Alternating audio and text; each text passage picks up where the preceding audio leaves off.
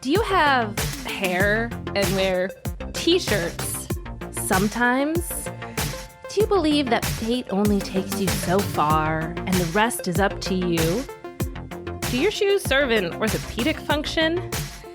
If your name is Jennifer, Jessica, or Amanda, you might be a Xennial, and we are too. Hi, I'm Katie. And I'm Dani. And today on Generation in Between, a Xennial podcast, we are talking about quite possibly the most Xennial of all movies, released in 1998, Can't Hardly Wait. And if you love this movie and you end up loving this episode, because of course you will, we do have a patron episode over on Patreon all about the soundtrack, because that's like a whole topic in and of itself. So go check that out and also become a monthly subscriber while you are there. Yes. Just so y'all know, it took us 3 times to film that first line because we kept giggling. Can't Hardly Wait has the best one-liners. So good. Anyway. So good. So that's right. And also what Katie did not say about Can't Hardly Wait episode, this is a special birthday episode because tomorrow, May 4th, 1982 is the day of Katie's birth. Yes. And it's hilarious because it is also, for you Star Wars fans out there, May the 4th, Star Wars Day. And Katie is not a huge Star Wars fan. So tell us about that. Yeah. So don't come for me. I don't hate Star Wars. I would never say a bad thing about it. So it's not that. I've just never been a big fan. I don't love it. Not the old movies, not the new movies. I'm just kind of like, eh. So this has always been my birthday, and Star Wars has been out since before I was born. I didn't change it, Dani. I did not, believe it or not. I did not change my own birthday to align with Star Wars Day. But I don't remember for the first 35 years of my life anyone mentioning this on my birthday. But then maybe like 7 or 8 years ago, maybe even longer, I started seeing it all over social media on May 4th. I think it had to do with when the newer Star Wars movies came out a few years ago, which would check. Yeah, that's about right then. And when the Star Wars area opened in Disney, like I remember that was a big deal too, because May the 4th, go to Hollywood Studios on May the 4th. On my birthday. If you're a big Star Wars fan, because it's pretty epic. I am a Star Wars fan. I'm not like an over-the-top Star Wars fan, but... Yeah. So it's just funny because when people see it's my birthday, either on Facebook or like in real life, they're like, oh my God, May the 4th be with you. It's your birthday. And I'm like, no. Thanks. Like no one has ever said that to me before, and it's so sweet because I know people are just like, they're so excited that I'm so lucky to like have this day, but it's like I didn't really do it on purpose, right? It's kind of impossible. But I did say one year I'm just gonna wake up, dress up as Princess Leia, and put on a big sash that says birthday girl. It's not gonna happen this year because I'm going to my daughter's play, and don't take the attention. It's about the kids. I don't need to come in Star Wars gear to a children's play and like sit in the front row. But one of these years, I'm just going to be like, you know what? We're just embracing it. We're just going to go for it. Just do it. Well, I have several Star Wars costumes if you need one. Okay, there you go. I don't even have to buy one. That's great. No, you sure don't. Well, and speaking of fun celebrations, Dani, I know just 2 days ago, you got back from a girls' trip to Vegas. Yes. Tell us about that. So if you've noticed, my voice is still kind of raspy. I was supposed to actually have a voice lesson with Katie yesterday. I was like, it's not happening. I cannot be singing. Because every year, my best friend and I, for the past 8 years, I think, we have done a weekend trip away. Oh, once a year? Once a year. Okay. We do it once a year. We go somewhere different every year. So we've done, obviously we did Disney the year I moved here. We've done New York. Ooh. We've done smaller places like Austin, Asheville. We did DC when I lived in DC. COVID year was weird. We were in Kansas City, and it was a miserable, cold weird time, which sums up the pandemic. Yeah, miserable, cold, and weird. Yes, that. Anyway, so we went to Vegas. We had a great time. My voice is raspy, not from going to clubs or anything. It's just walking around a casino that's filled with smoke. Kills you, as well as chatting with your best friend all day long. Yes, and like nonstop, right? Nonstop. And we're talkative. Oh my gosh. But you were probably like, what, 2 or 3 times as talkative as normal? And she's just as talkative, yes. Catching up with your friend and talking about all the things. We're also loud. Like, her and I are also loud, which, is fine. But yeah, it was a great time. That's so great. I highly recommend. We started doing this. Amber and I became friends, and she didn't even listen to the podcast. It's fine. Send her just this part. I'll just say, listen to this clip. We became best friends when we were stationed. Both of our husbands were military. We were stationed at the same place when our first kiddos were just a few months old. Wow. So we only lived in the same place ever for a year and some change. Really? Mm-hmm. That is so great. I know. I think that's like a testament to, friendship in general, but like what we're able to do. Absolutely. As the age that we are, Xennial age frame. Like, I think of friends that I've kept from college that was I not their Facebook friend or something, maybe I have their number, but I probably wouldn't have kept up with them the way that I did. And even family members, like distant cousins or people who don't live by you. It's so easy to kind of know what's going on in those people's lives. And it's really cool. All the yucky parts of technology, there's so many good things too. There really are. There really are. And one other thing I wanted to say about the smoke-filled casinos. Just going back to that. I'm having a Hello Dolly moment. We saw Hello Dolly over the weekend when she's like, and then just one more thing before we change the subject. That's me right now.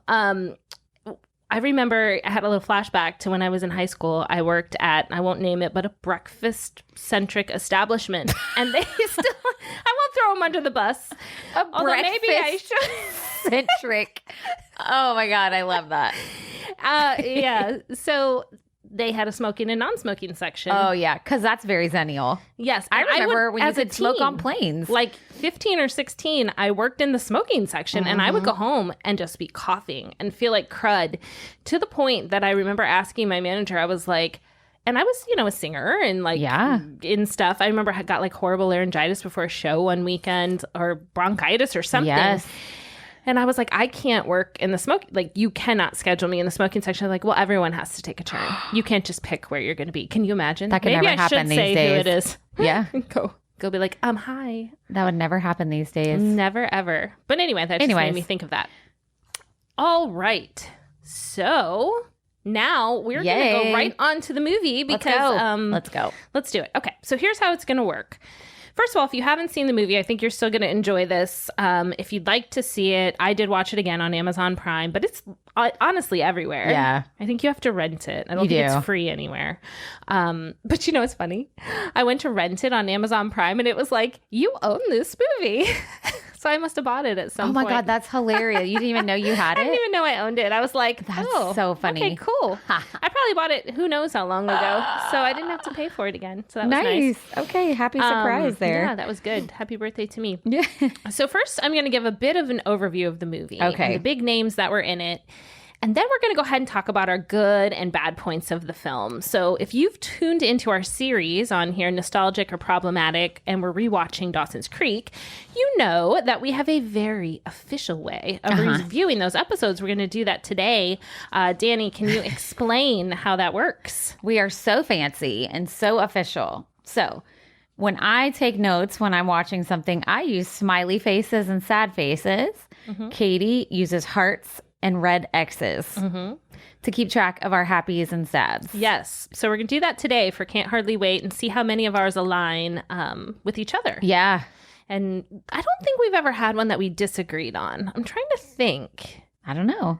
Well, maybe today's the day. I think sometimes one of us will point something else out and we're like, oh, I didn't pick up on that. True.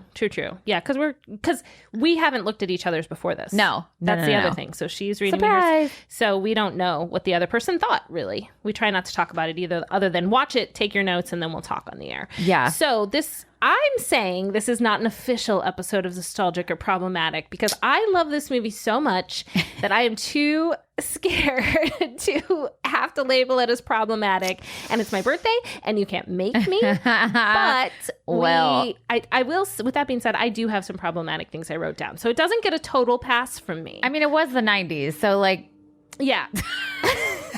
There's gonna be. Should we also say that there's stuff going on here in the studio? Yeah, you probably should. I don't think it'll get picked up, but you never know. It's pretty loud.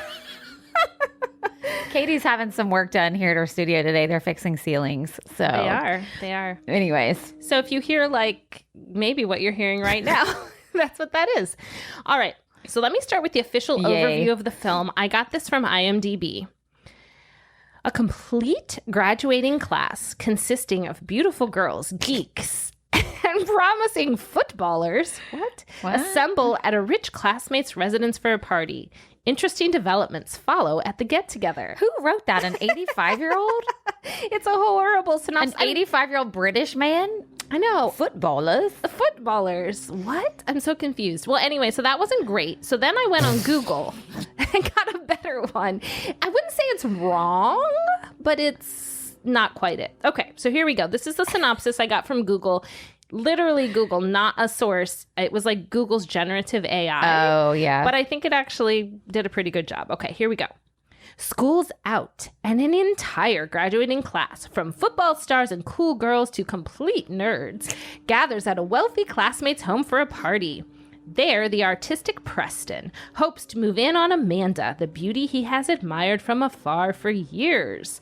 Dorky William schemes to pay back Meathead Mike, I love that, for years of bullying, and would-be rapper Kenny gets locked in a room with snarky Denise. I deliberately didn't read the actors' names because we're going to talk about them in a minute. Yeah. That was a little better. That one was a little better. I mean, it checks. Yeah.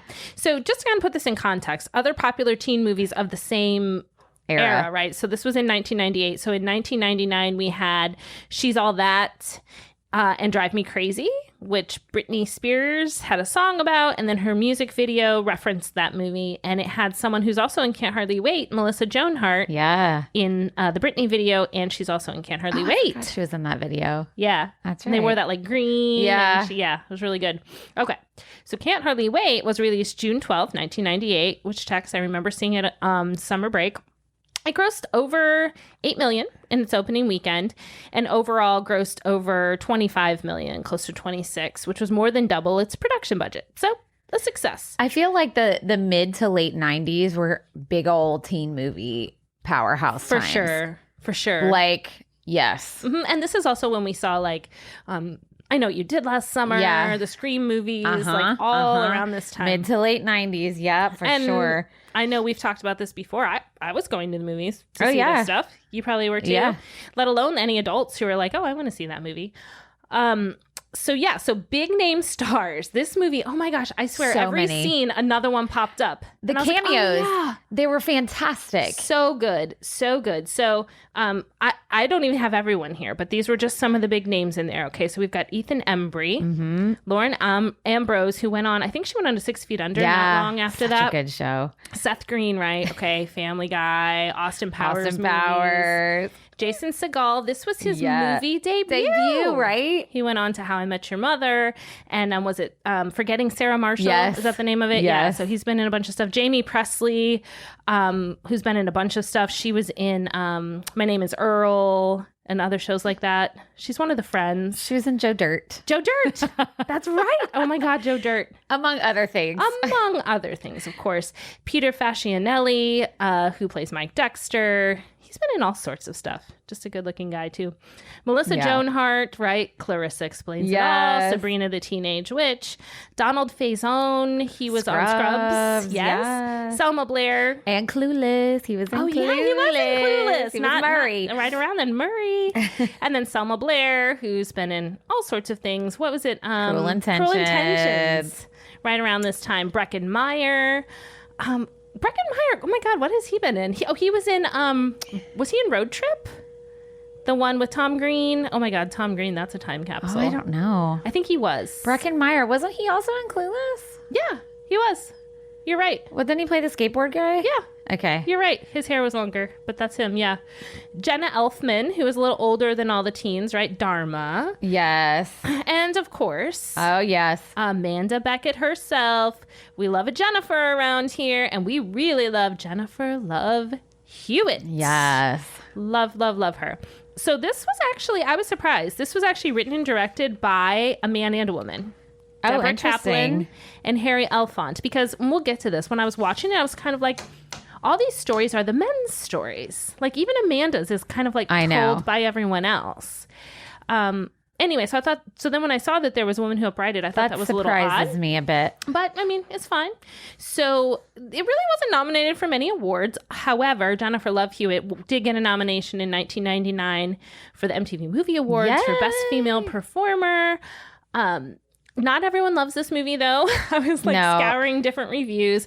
I found this Rotten Tomatoes review that says, in quotes, occasionally clever and moderately intelligent, can't hardly wait, also contains too many cheap laughs, recycled plotting, and flat characters, end quote. Mean, it's a teen comedy, so obvi. There's only so many tropes. It's not a deep, dramatic Oscar winner. No, it is what it is. It's a teen comedy. Also, remember on Dawson's Creek episode, I said I was going to use Wonder Bra as a burn. Oh yeah. I think I'm also going to add occasionally clever and moderately intelligent. Yeah, I like that. Need it, just pull that out of my back pocket. Dawson would say that. He would. He would. He totally would. Yeah. But Kevin Dawson. Oh my God. Dawson on the brain. Kevin Thomas of the Los Angeles Times wrote about it. For all its nonstop energy and high spirits, Can't Hardly Wait allows its characters to emerge as fully dimensional individuals.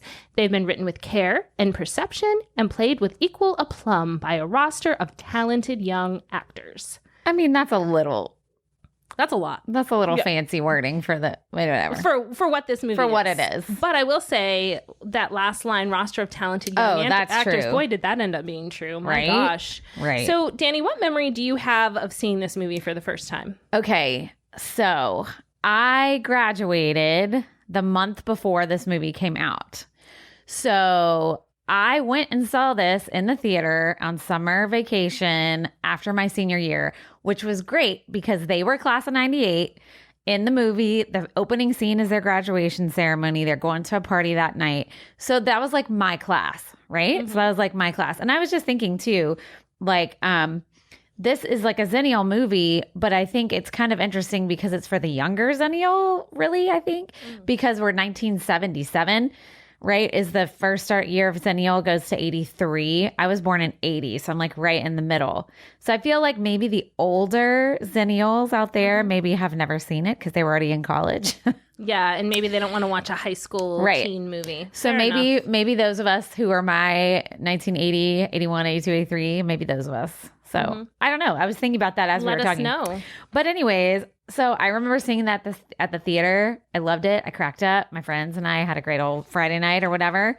And then I ended up buying the VHS or whatever and brought it to college. And me and my roommates watched it all the time. We'd come home after being out at the bars. It's like one of those you just put on a random day or, oh yeah. Yeah. That's my memory of seeing the movie. What about you? Yeah, mine's very similar. I was going into my junior year, I guess, but I had just gotten my license. Is that right? Oh, maybe not, because I would have gotten it maybe the next year. Anyway, I remember going with friends, no parents, and my really good friend from high school, Bria, who I don't know if she listens to the show either. I'll send her this one though. Immediately on the drive home, we were saying one-liners. They stuck with us, like Preston best. And we wear t-shirts sometimes and stuff like that. Amanda. So I had a sorority sister in college, Amanda. Hey girl. My friend Catherine and I used to drive her crazy because we would do this to her all the time. We would always be like, hey, Amanda. She'd be like, can you guys please stop? She's like, come on. It's not the same when you say it. I want Peter Facinelli to say it to me. But yes, that's so great. So, yes. Okay. So from there, let's just go ahead and get into it. Okay. Let me pull up my notes, but you go ahead and start. Okay. Well, so first of all, let's just say the fashion and the music. A+. Oh, girl. So good. Time capsule. Instantly brought me back. all of it, the hairstyles, Mm-hmm. the clothes, everything. I mean, and I remember when I saw this movie, like, and like in the movie, the kids are just so excited to like move on to whatever's next for all of them. And I was feeling the same way. I couldn't wait to leave my hometown. Couldn't wait to go do something new. You're in that golden time of adolescence, young adulthood where everything seems so possible, but yet you feel like you're so like grown up. Yep.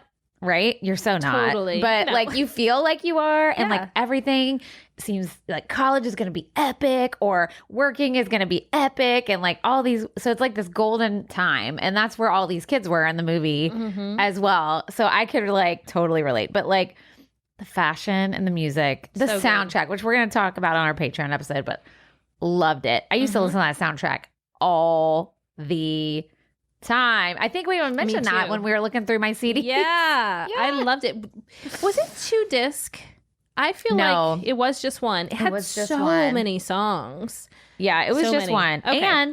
And if you pull it up on Apple Music, which we can do on our Patreon episode, all the songs aren't there anymore. Yeah, I know. I noticed Lame. that when I was researching for that one, I was having trouble, and I was like, "Wait, what about this one?" And I I had to like know. look it up separately. It Like wasn't Run listed. DMC is no longer on there. Excuse me. Yeah. No. Yeah. Oh wow. Anyways. Anyway, you got to have the old school one. That Yeah, was a so good I love one. the fashion music and the high school cliched stereotypes. I'm here for it. Me too. I'm here for it. It was so funny. 90s. It's funny too, like what hasn't changed, You know, Right? like I would argue a lot has, and people have evolved, but like I don't know, just like you were just talking about that golden time, Yes. and, parties, and just in general, like trying to find your place in the world, and even opportunity. Like Preston, wants to tell Amanda how he feels about her, and just how these things are universally difficult. Oh, yeah. when you're that age. Now, matter I will what. say, did you ever go to a party that epic in high school? No. No. Never. Not like any of the movies. No. No, like I'll just tell you guys out there right now, in case you're worried, like maybe you were homeschooled or something and you didn't have like high school parties are never as epic as they look on TV. Never. I mean, I did go to some pretty awesome parties, but they weren't like that. No, never. Never. Or even college ones. Like I college. had a few college ones Yeah, that were they were pretty pretty good. close. Pretty close. That were pretty close. High school, maybe not so But much. high school, no. Since we said a couple sentences ago when we were chatting about the one-liners. Mm-hmm. Okay, so you have to tell me some of your favorite one-liners that you can think Okay. Well, we've done the Amanda. of. Amanda. And then I kind of referenced it in the intro, but the part where Preston is trying to find her and he comes across these two guys. No, outside. it's she's trying to find him. Oh, you're right. Yeah. I'm so sorry. You're right. Yes. Wow, I said that backward. Amanda, Yeah. Jennifer Love Hewitt, is trying to find Preston. It's toward the endish. Yeah, of the because she had movie. already read his letter and all that. And there's these two guys who Stoners. probably are stoned, yeah. And they're eating watermelon really like literally Jason Segal's strangely. credit in the movie is Watermelon Guy. Watermelon guy, that's his Yeah. character. Yes. It's so great. And so she's like, "Do you know Preston?" And the one guy's like, "Preston? Yeah, I love that guy." She's like, "Well, what does he look like?" Or whatever. And he's like, "He wears t-shirts. He's got hair. He's got hair. He wears t-shirts." And then Jason Segal, I think, is like, "Sometimes." He's like, "Sometimes. He wears t-shirts sometimes." And then they're like, he's just Preston. Prestone. Yeah, I love that one. Oh my Which ones gosh. do you have? Okay, so we'll talk about when we get into some problematics. This is probably problematic, but we used to quote Kenny all the time Yes. because, which we'll discuss why that's a little problematic. I'm not I'm not really sure. We'll get there. But he used to always say, "Why you got to waste my flavor?" Like we used to say that all the time. That's a good one. I know. And We I used like to when say he that. says, "It's a scented," or does he say, It's a fragrance of love scented candle." That part. I love that. Oh my gosh. What are Yeah. some more? Well, they'll come Oh my to gosh, us. they'll come as to we're us. I'm going. sure they're probably mixed in with So what I've got here. good. So good. I did say on here, and we already talked about that this was Jason Segal's first film Yeah. debut, Watermelon Guy. What I love too, right in that very first scene, it's not even a scene, it's like the opening credits. You don't see anyone's faces, and they're just showing different people Yeah. at graduation, and they're kind of zooming in on different conversations. And just this idea of like word of mouth party stuff. Yes. And I don't know, because I'm not a young person today, but I feel like that was how you knew what was happening. Oh, yeah. You maybe had pagers if you were like me and Dani, maybe. But like you didn't have cell phones or social or Snapchat or whatever. It was literally just like, hey, we're going to this party here. Yep. Are we meeting? Are we going? I'll see you there. And that whole first scene just really encapsulated that for me. I know. And then how everything would change. They'd be like, oh, it's like this. And then in the middle of it, they're all talking about the breakup of Mike and Amanda in different ways. It's like a big game of telephone. Well, and then it becomes something that it's not, right? Because it's always like, well, I heard blah, blah, blah.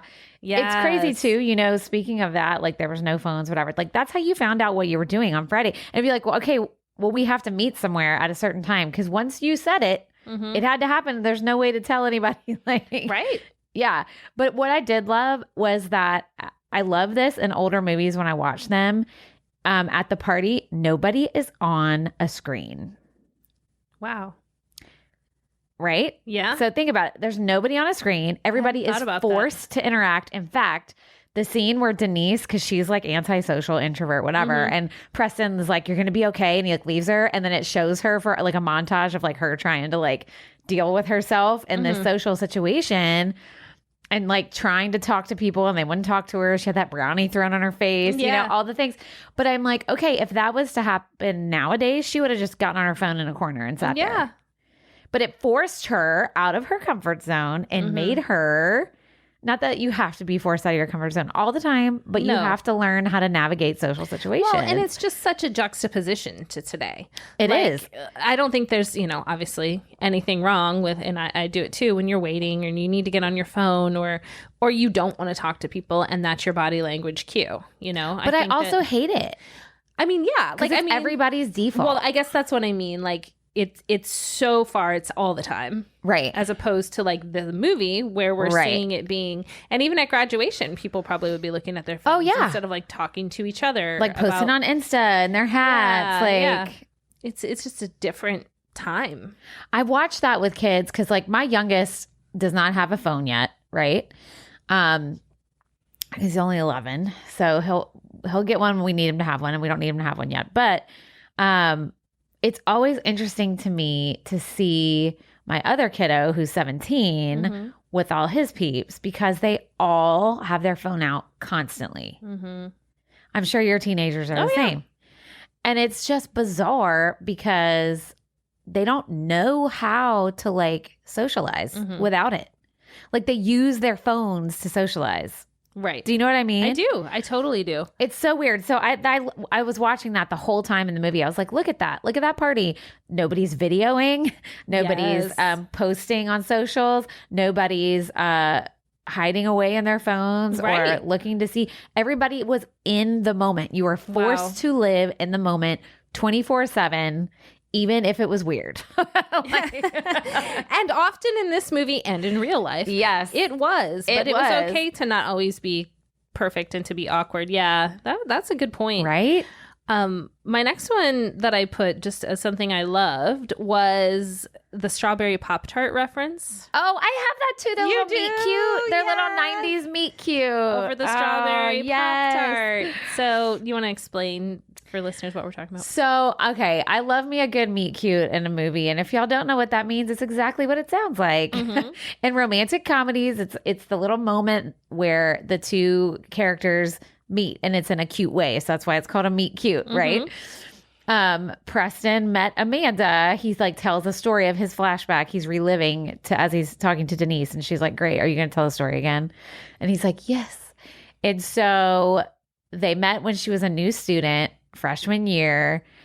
Was it freshman year? I think he said it was freshman year. Okay. Yeah. And he was like, oh, it's meant to be like he saw her going into school and then he picked up her backpack and then she was away and then she ended up being in his first period. And he's like, it's meant to be, because then she takes out of her backpack a strawberry Pop-Tart, which just so happens to be exactly what he's eating at the exact same time. Yeah. So like, it's so cute. And Pop-Tarts. Adorable. So 90s. You would just put that in your backpack. Oh, I did that all the time. With you, yeah. And the strawberry Pop-Tart with the white icing and the rainbow sprinkles on it. Oh, yeah.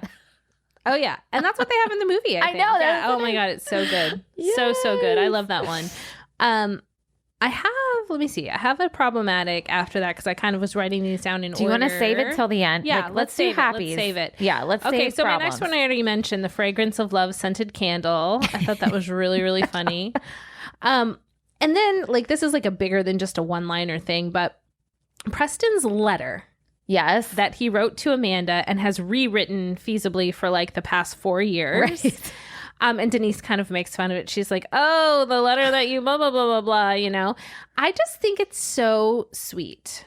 Because even now, I mean, even at that age, I mean, again, this is kind of Dawson's Creek level. I don't know a boy that would have, or a girl that would have written me something like that. And I probably wouldn't have written one either. Oh, I used to write. This is so embarrassing. I used to write. And if you were ever a crush of mine and you got one of these, forgive me.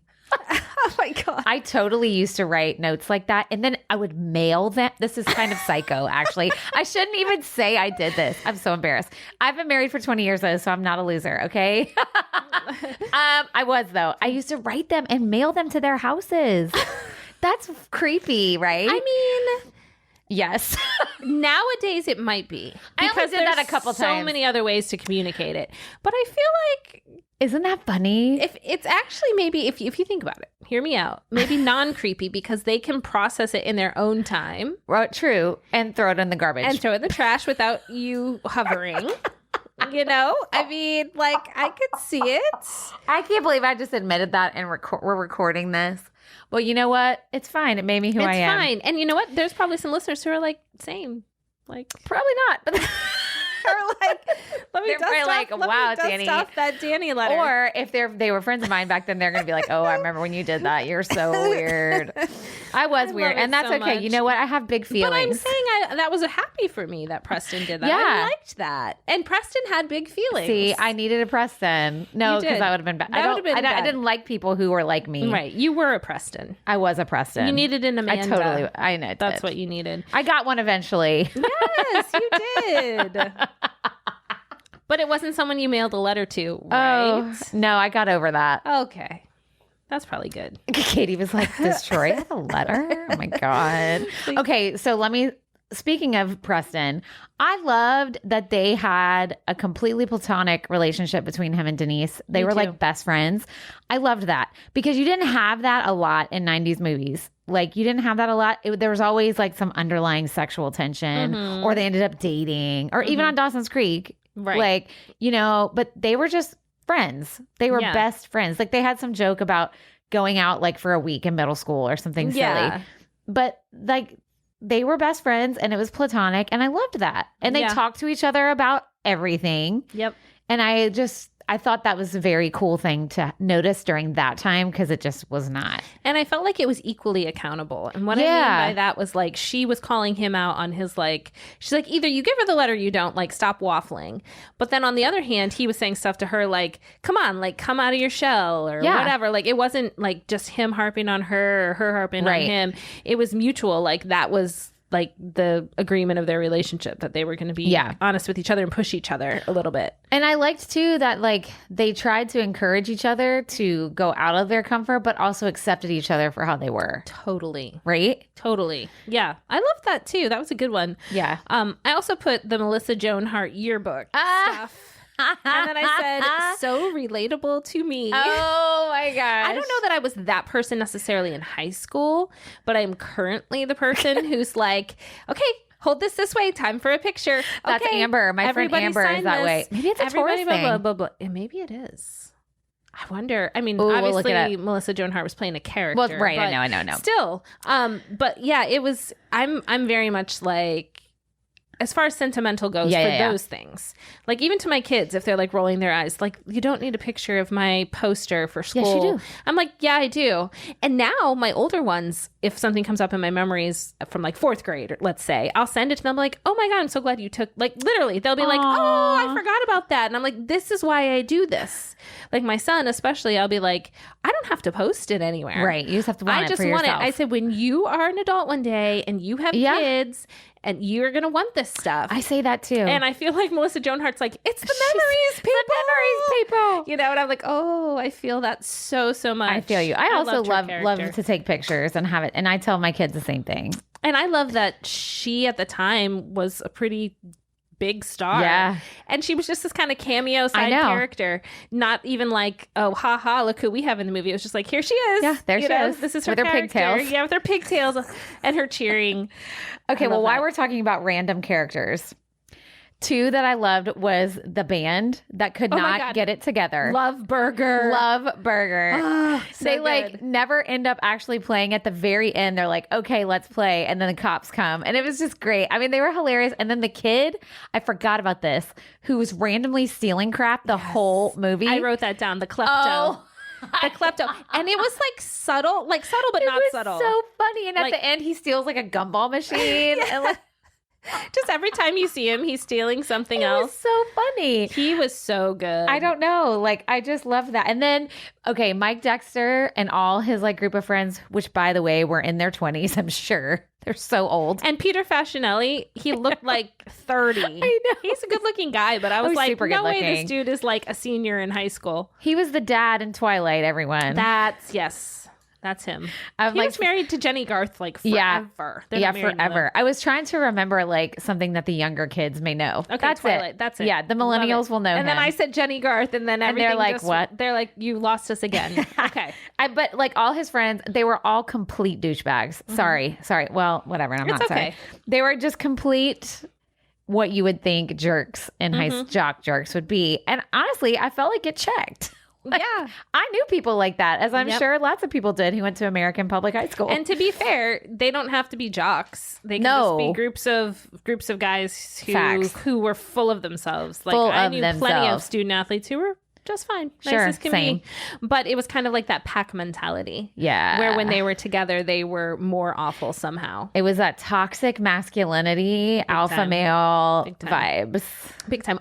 To be fair, their girlfriends were not great either. No, because they were she-wolves. They were she-wolves. So their little pack mentality, the very stereotypical yet based on real life, where they would like be like trying to comfort, I'm using air quotes, Amanda, and they'd be like, okay, she's not as pretty as Gwyneth. Right? They like tell her all this stuff to her face, and as soon as she's out of the room, totally wear her down. And then also like saying, I heard that it was because of this, and I heard that, just like the gossip stuff, which again, we've all probably been guilty of at some point in our life, but I felt like both of those groups really like showed, again, that like pack mentality, that like when people kind of build on each other, which nowadays we see even more, especially in social, and people feel empowered to act a certain way because of other people. But I have a Kenny quote since you were talking about Kenny earlier. Yeah. But we'll get into these too. But when he says, "His it the skizzins,"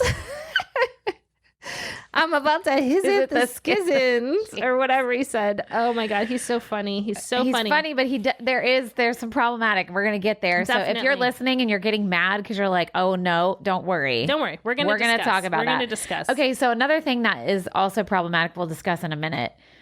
But I loved that William and his quote unquote nerdy friends were like planning this elaborate sabotage. Yes, because anybody who's ever been bullied by anybody has envisioned some kind of crazy thing to get back at them. Yes. And they were going to make it happen. They were actually going to do it. Yeah. Now, what they were about to do was very problematic, which we'll talk about when we get there. But I did love that. I was yes. And I, in relationship to them, I love their David Duchovny reference. Yes. They're like, in the moonlight, you really look like David Duchovny. And they had their like, the truth is out there t-shirts on. I just thought that was so, so fun. And speaking of William, okay, forever and ever, my favorite scene in the entire movie is when he sings Paradise City. Oh my God. Yeah. And let me tell you what, Epic. You will not be surprised by this. When I was in college, I had an epic Axl Rose impersonation that I would do when we were out drinking. Can you do it now? I can't because I I can't do it without a drink. Got it. Fair enough. It's just not as good. Fair but enough. I had and all my college friends who listen, which is probably all of one, will be like, oh yeah, she did. I also had a share as well. Oh my God. I had a share. Okay. Do you remember when Will and Grace Jack and his share? Yes. That's where I got it from. Okay. Oh my gosh. So, but every time we watch Paradise, like I watch that scene and see Paradise City, I remember my own self That's so great. At party. I remember, I'm pretty sure I even did a karaoke. I don't know if I sang this or something else, and I was doing my Axel Oh, that's so great. on a stage in well, some fraternity now house we somewhere. need, guys, I think we need a podcast field trip I know. to karaoke with Dani. But I don't Everybody know. buy her a I don't drink. know if it's gonna check at 43 like it did when I was 21. I think it's like riding a bicycle. might. Can you ride a bicycle? I don't know. We're going to go with yes. We're And gonna also go. Axl Rose can come back. I also wrote down when we were talking about on Dawson's Creek last time, we were talking about how these fictional high schools from the day had these certain names. So the name of this one is Huntington Hillside. Oh, cute. And we were talking about Bayside and Cape Side and Sunnydale. So I just thought, I just wrote that down because I was like, that's really, really That's cute. so funny. So then I also have Jennifer Love Hewitt's entrance. Okay, so first of all, Oh, epic. I love a storytelling moment where you've already heard about a person for a while before you see them. And they cover up her face until she makes that entrance. Yes. Yeah. And I love that. They actually do that in Rent, the musical. Yes. All of Act 1, everyone's talking about Maureen and you don't see her till the end of Act 1. And I just think that's so genius. So genius. Because it gives the audience a chance to like kind of form. And you feel like you already know the character. And then you're like, oh, there he is or there she is. Yep. And they do that in this movie with Jennifer Love Hewitt. I mean, it's not super far into the movie, but there's a lot. Everyone's been talking about her. So her entrance, epic. And the music is Six Underground. Yes. Take me down. Yes. Six Underground. And everything freezes. And there she is. And the air blows. The her air hair. blows. Yeah. And it's like the long brown hair. And then like the little like baby blue tank top with the dark blue kind of like pencil-ish skirt, not super short but form-fitting. And I just was like, that is an entrance, okay? And the whole party stops to look at her like they cannot believe she would come to this party after her life has just been decimated by Mike Dexter. And I just loved that moment. I know. I loved it too. You know what? I also, on a different note, that is not a graceful entrance, is Trent McNeely. Trent McNeely. Legend. Okay, so Trent McNeely, as we know, he was Jerry O'Connell. Okay. Loser guy. He's in college. He comes back to high school because he's one of those guys who can't let go of his high school glory days and realizes that doesn't matter really how cool you think you are in high school. When you get to college, you're part of everybody else. Mm-hmm. And they didn't know you then. So right. It all resets. And let me just tell you, I knew some dudes like that, not only in high school, but in college. Frat guys would come back. They'd be like 35. Oh, God. And we'd be like, what? There's one guy, his name was Pops. Stop. Swear. Troy will know, because it was one of his fraternity brothers. Was he 35? I don't know. Probably. He was old. He would come back to all of their little parties, and it's even more sad now that I'm thinking about it. I mean, so if you are going to a college party and people are calling you Pops, probably your sign to not be in that situation. Correct. Because also creepy. Like there's 18-year-old girls running around. I mean, coming from the woman who mailed letters to her crushes. But at least 15. At least they were your age. I was 15, not 35. I don't know. That Maybe he wasn't. Creepy. Okay. That was sweet. Let me say, I don't know if he was 35, but you know, when you're 18, anybody over the age of 21 is old. Oh, yeah. So maybe he was like 22. I don't know. Really? I doubt it. I doubt that. I'm guessing, because I know Pops so well, late 20s or early 30s. Trent McNeely. If you're listening, Trent McNeely /Pops, let us know. Don't add us. Or do add us. Oh, somebody let me know that guy's real name. I don't remember. And the Trent McNeely part too, where he's like, oh, and wear shower shoes. I got warts all over my feet. And I was like, also true. Do you remember? Maybe it's the same way in college now, but like that was a big thing. You take your shower shoes to college. Oh, yeah. I wore my flip-flops in the shower. Me too. Until my first year dorm. And then my second year dorm, I had we had like a suite bathroom we shared. So I didn't have to wear my shoes because we cleaned our own shower. Yeah. That's different. And anyway, I lived in an apartment. I didn't wear them there either, just in my dorm. And then I just put, like, as a general observation, sometimes Preston equals Dawson. Yes. Right? Right. It's a trope. Absolutely. It's like, I love the girl. so much and I have so many feelings. Again, nothing wrong with that. But they kind of look similar. They do, the clothes. And the name Preston, Dawson. Like they're not like super common names. They're very 90s names. Yep. I just thought like a lot of times he reminded me of that. And then I also mentioned I had a lot of references I wrote down.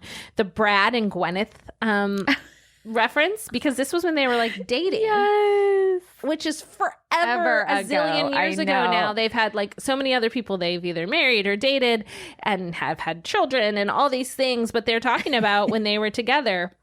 And then they say like, and you're totally Gwyneth. Yeah. But he's Brad. But he's like Brad in 12 Monkeys. Yeah. And he had that weird eye thing.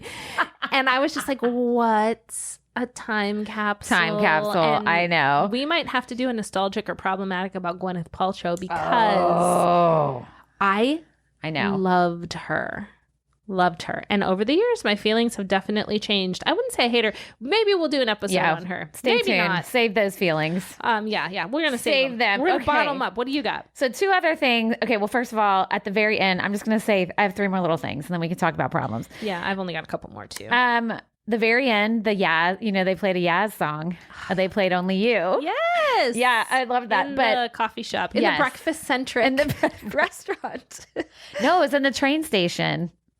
It was when she walked into the train station. What are they playing in the breakfast? They're playing, or does it just continue? Oh, you might be right. Maybe it's in both, but you're right. They do play it in the train station. You're right. Okay, so 2 other things that happened that I thought were super realistic and totally checks was the police raiding the party and like everybody scatters. Like out windows. Except they leave that one girl who's passed out on the couch. Yes.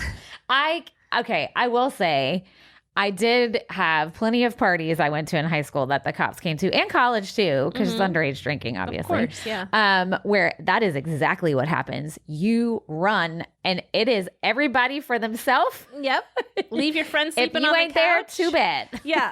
It's like a either spoken or unspoken agreement. Yeah, you out. You're on your own. Nope, sorry, I'm not waiting for you. Your shoe came off. Oh, well, bye. You're stuck in the fence. Oh, well. Oh, well, bye. Yeah, I thought that was so funny. And then Kenny and Denise and their first time, and it is so awkward. Uh-huh. And so that checks. Yes. That is such a much more accurate picture of a awkward teen liaison. Even the setup is so awkward. It's like so a well-lit bathroom.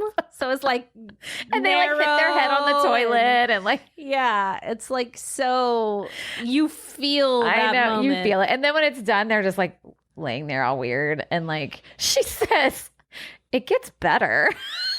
That's right. And he gets all mad. And then she's like, you can go longer. Oh my goodness. But also she wouldn't know that either because she's young as well. But it was funny. I thought that was a pretty realistic That was really good. Depiction. That was really good. What do I have here? I said the love burger thing and then the kleptomaniac, which you already said. The embarrassing memory guy. Who's like, dude, remember the time we went on the field trip and you puked in your backpack? And then I was like, isn't that your backpack? Yeah. And you were like, no. And I was like, I think it is. That guy? Yes. I loved him. He was funny. Yeah. And then him and the cheerleader yearbook girl end up becoming friends or romantic. They like had a romance connection. That was cute. Because they were like the only ones that felt that way. Okay, let's see. What else do I have? I just said the Denise Kenny storyline too. Oh, another reference. Christy Turlington. Oh, where he's like the nerdy friend. He's like, that's what you get for dating Christy Turlington. Yeah, because he says he has this like online girlfriend, which also is really, really funny. Yeah. I liked the letter traveling through the party. Yeah, that was fun. How it kept ending up like different places, and then it was like stuck on someone's shoe with gum, and then it was stuck on a keg that was rolling. It kind of reminded me of Forrest Gump with the feather. Sort of. I was like, what is this giving? Except the feather like follows Forrest Gump through his whole storied life. It does? And this letter, the feather's like a symbol. I haven't watched that movie in a long time. I remember the feather, but I don't. The air and then keeps kind of coming back throughout the story. Okay. And the music. I won't hum it right now. Wrong movie. But I just liked it. How it was going like one place to the next. Yeah. And then my final thing that I really, really liked is the phone booth scene. Oh, yes. Oh, I wrote that. angel. I forgot. The stripper angel. Yes. And it's Jenna Elfman. And who is meant to be older than they are, unlike Jerry O'Connell or even Peter Facinelli is supposed to be their age. And she doesn't look like old, but you can tell she's not a teenager. She's probably in her 30s or whatever. So first of all, she's funny. She like hangs up on him when he's trying to talk Preston, when he's trying to talk to Barry Manilow, which is so great. So great. But I also think they kind of normalized her line of work.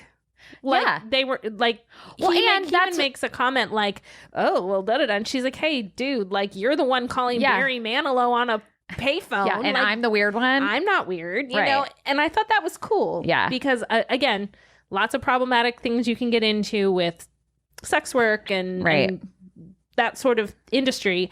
But also it felt like in her case, she had agency and it was something she did because she wanted to. And that was fine. Well, also, she's the one who gave him the best advice. Yep. Like, because of what she said, he was like, you're right. Like, you know, and I love that she was dressed like an angel, but she was a stripper. Like, and so it's like she like came in for her moment and then got her taxi and left. Yeah. And then she like told that whole story about Scott Baio. Yeah. Joni loves Chachi, which like for us was an older story. Right. Like those weren't like things that were new when we were kids. Those were things that like our parents watched or maybe like much older siblings or something. So it was kind of her like, I'm old and wise moment. Right. Which I loved. But anyway, that's what I have for those. So should we go problematic or you have more happies? No, we can go problematic. We have a lot of happies. I mean. We really do. Okay. So obviously the lack of diversity. I mean, there are characters who are not white, but they're kind of tokens. I feel like they were, because I feel like what the 90s did and still happens today is they're like, oh, wait, we need to have this check mark, this check mark, this check mark of whatever ethnicity background and check. But they're not the main characters. Right. Right. So that obviously is a problem. I mean, but that I don't want to say that goes without saying in the 90s. Right. But it was an overarching problem. And just sort of like overarchingly accepted too. Right. And not that is okay. It's not acceptable. It was a huge problem. Everyone saw it. Yeah. Right. It's just in everything, I feel like. Well, one of my problematic things sort of ties into that. Have you ever heard of the Bechdel test? No.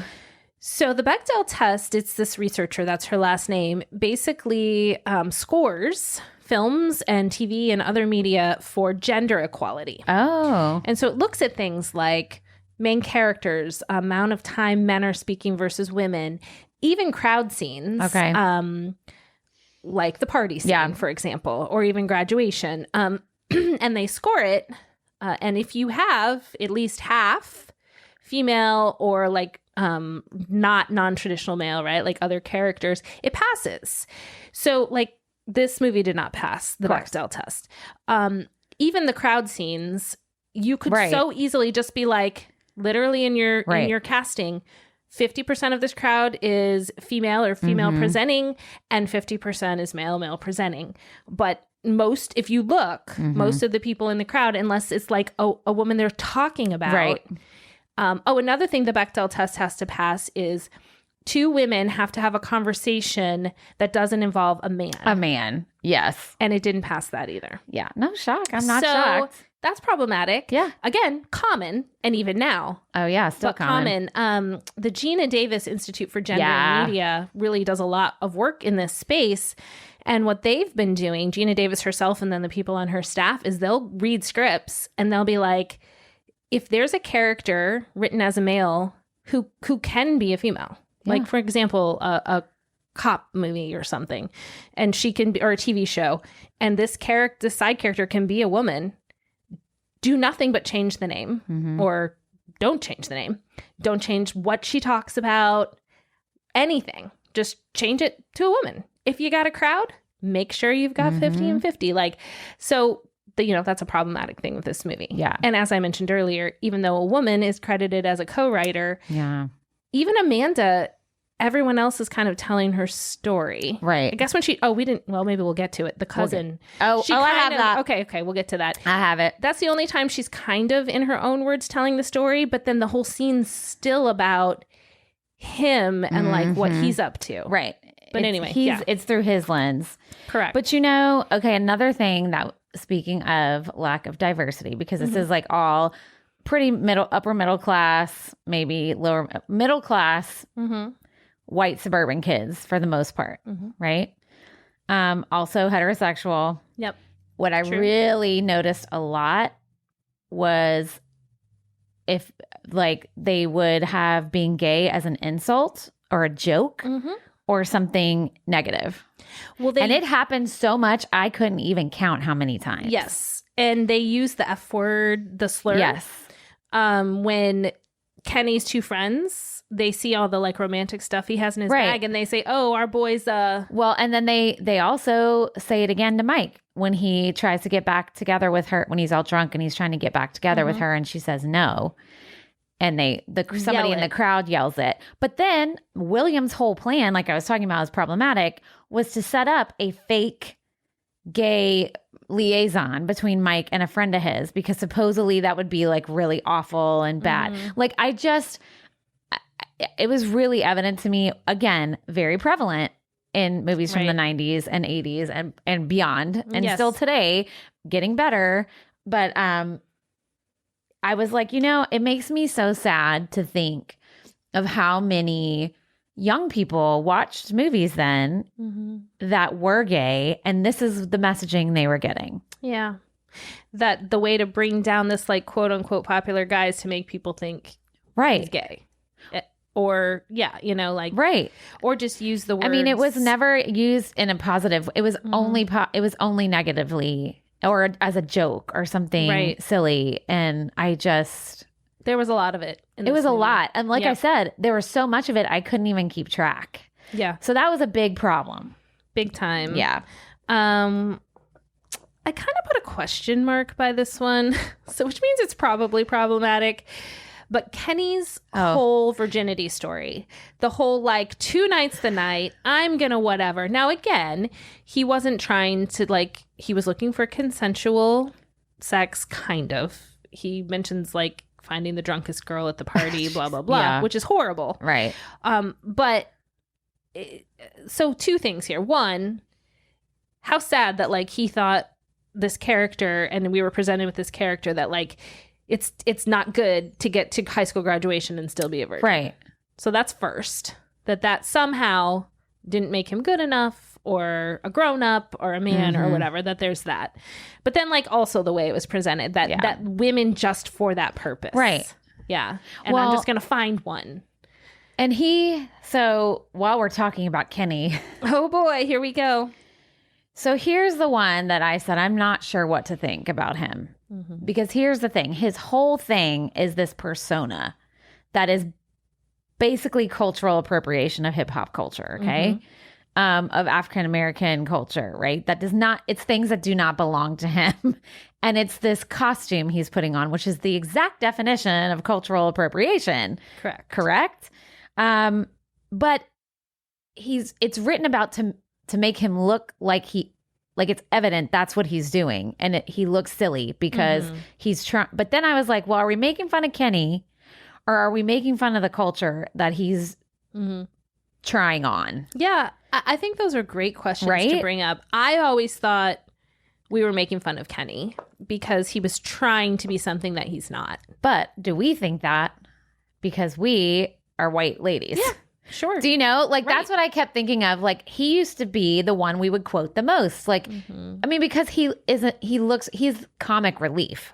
He is. So that made me just think, okay, so is he comic relief just because he's a doofus? Or like if we took away his little cultural appropriation hip hop persona, would we still be laughing as hard? And is that weird that we as white people are laughing? I don't know. It's a whole lot of layers. It's definitely something we have to think about. I guess maybe, and again, it depends on who you talk to, but if it was like a person of color, maybe that'd be a good person to ask. Not ask. I'm not going to. Well, no, because who could answer like, yeah, it's hilarious because there's a lot of white people that do that and they're ridiculous. They're absolutely ridiculous. Or is it like, not that you can't, you're allowed to like whatever kind of, I mean, I love hip hop music and I love whatever, but his character is written to look like he is trying to be something he's not. Right. And his friends. Yeah. And I thought that it was really driven home when him and Denise are locked in the bathroom and he's like, I don't always talk like this. And he switches right off. Yeah. And he's just like talking like his natural voice. So that's another thing that cultural appropriation does. It's like you feel like you can just put things on like a costume and then take it off when you're ready. I wonder what Seth Green thinks about it now. I don't know. I was going to look it up and I was like, I'll wait. Maybe and then we can revisit. I wanted us to talk about it first. I don't know, like, obviously him personally or a whole lot about it, but he seems like a pretty, in addition to being funny and very talented, a pretty like grounded, progressive kind of person. See, I have no idea anything about him. So I would be like, I've seen some interviews with him and stuff. So I wonder if this would just be like, if he's not embarrassed, but like, ooh, about this character. Because I think his character is supposed to be ridiculous and cringy. Right. But I don't know. Which he does well. I don't know if it was for the reasons we would think it is today. Correct. Right? Yes. So like you're supposed to be cringy and think he's dumb, but is it? I don't know. I guess that's the key right there is that question. Like, why is he funny? Why is that funny? I don't know if that is because I'm pretty sure it's two white people that wrote this, right? Yes. Okay. I don't know if they wrote that to be making fun of hip hop culture or making fun of him for trying to be something he's not. I don't know. I don't know. And we could obviously. So we may come back to that. Yeah, we may come back to that. But I think just kind of like thinking about it and revisiting like we like to do is a good idea. 100%. Because I kept thinking of that the whole time I was watching it.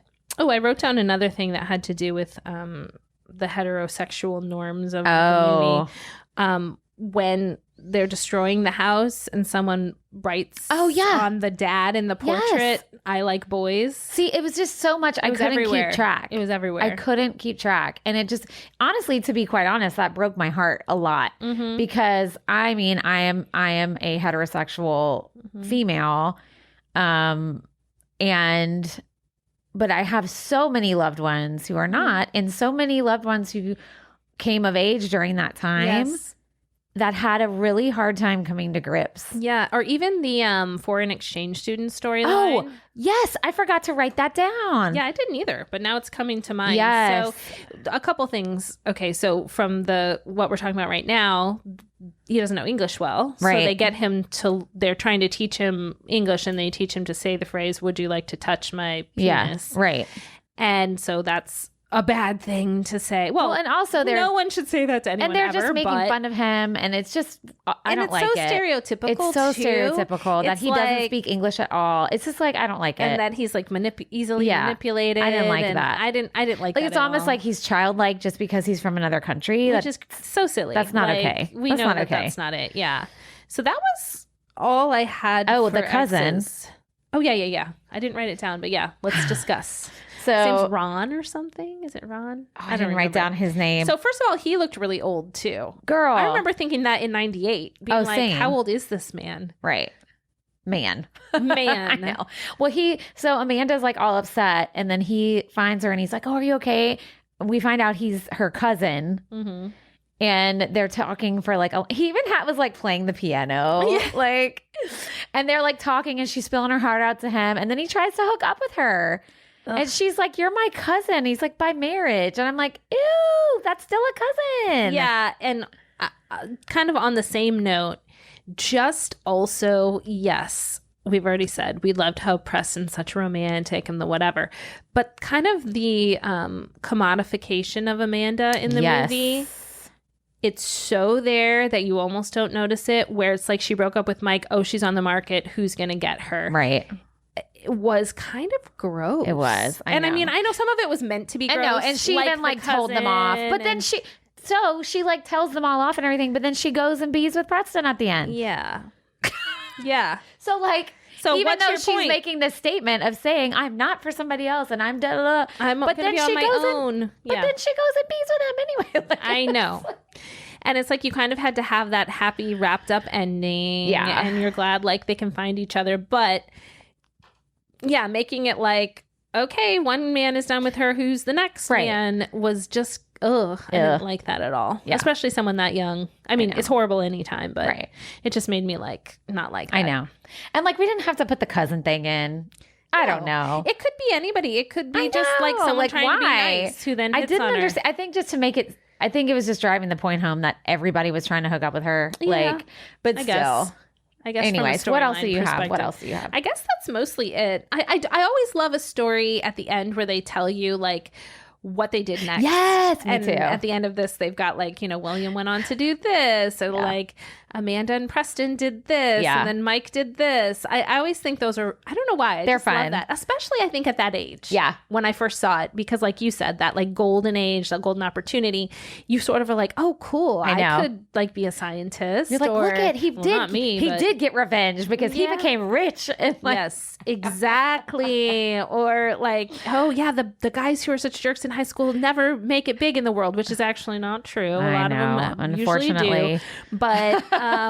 But it does, I think at the moment that I saw those, it inspired me because it's like, oh, what will my future be? Yeah, same. And I love that. And that was mostly it for me. What else do you have? I know. That was all I had. I mean, my final thought, here's what I wrote down. I said, there's definitely some big problematic things, but I still enjoyed the nostalgia of it, which I feel like I do with everything 90s. Like, I can see the problems, but I still enjoy the nostalgia around it. But I don't know. But I thought, well, maybe I'm able to still enjoy this movie because I'm part of the audience that it was made for. I wasn't left out. You know what I mean? You're not left out of this movie. And so then I was like, well, is that problematic in and of itself? Probably. Yeah. Probably. That I can just ignore like the homophobia that is in there and the appropriation and still be entertained. I was like, oof. Right? Yeah. That was my last thought. Yeah, that's a good one, honestly. Yeah. And then just like in general, how like the thing when I knew the Bechdel test and all of that like I don't want to support films. I understand this is a film from the past. They can't like go and remake it, but like I don't want to be like someone who's streaming these things that are so problematic. Right. Or having my son, my daughters, like anybody watch it with me. But I know. Definitely. Well, I'm sure there will be more films on our list. But I am so grateful, Dani. Thank you for letting us take this deep dive. Yay. And remember, if you want to hear us talk about the soundtrack, which is not problematic, it's amazing. I mean, you can do that on Patreon. I don't know yet. We haven't delved into it. We're going to find out. I'm saying it's not problematic. You're going to join and we'll be like, welcome to Problematic or Problematic. Welcome to every song that is a problem. A soundtrack deep dive. Sorry, my leg is cramping, so I'm like, keep moving. I love it. I know.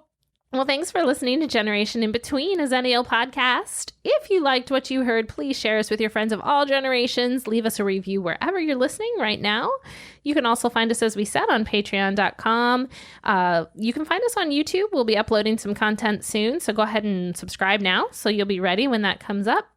And all of this information I'm sharing with you is always linked in our show notes. Woo. So a little yearbook advice on our way out. Until next time, stay cool and keep in touch. Lilas. Kit. Bye, guys.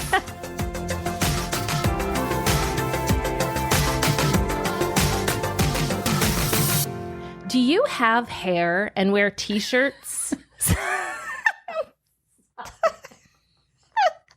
Please say it. Rewind. Say it like he says it.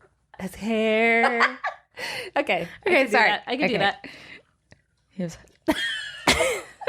That's one of my favorite lines. It's so good. Okay, sorry. He's Preston, man. Prestone. Okay, sorry. Yeah. Okay, go. Okay. Do you have hair? Okay, never mind. Okay. We're gonna be okay. We're gonna make it past the first line, I promise. All right. Okay, we can do this. Okay.